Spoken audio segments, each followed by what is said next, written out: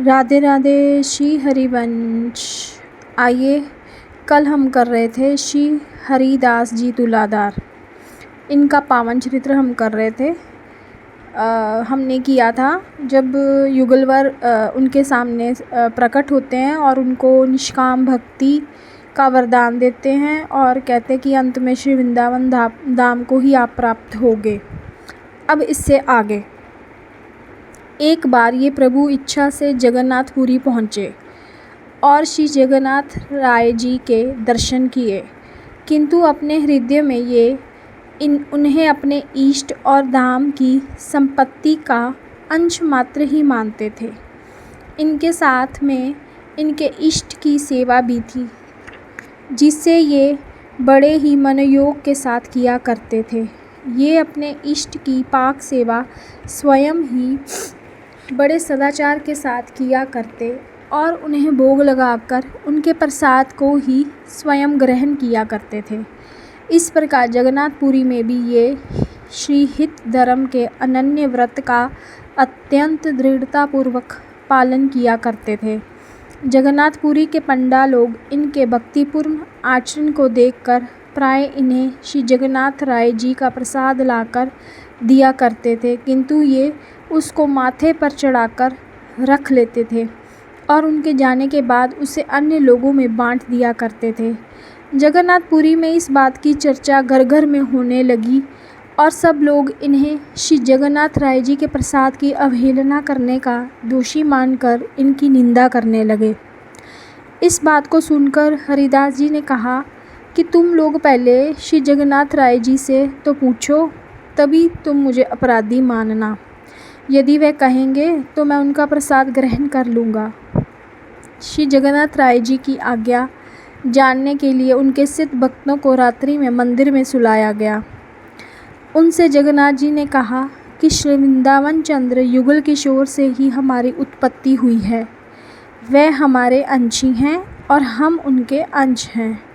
हरिदास जी अपने इष्ट में अनन्य हैं और केवल उनके प्रसाद को ही पाते हैं।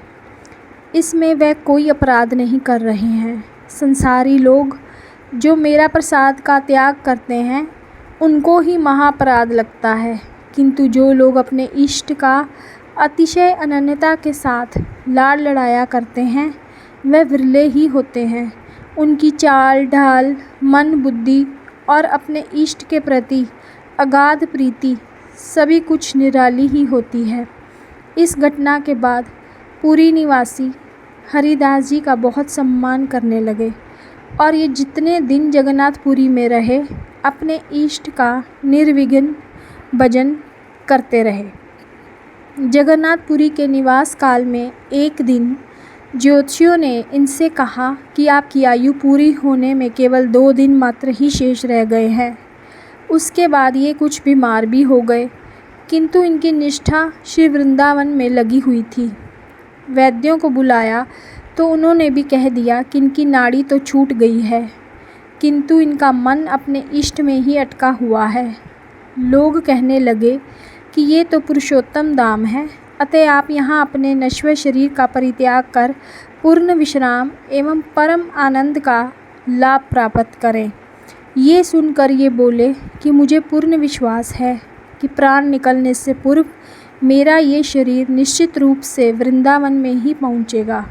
ये अन्यत्र कहीं भी नहीं गिर सकता, क्योंकि ये पूर्ण रूप से वृंदावन का हो चुका है।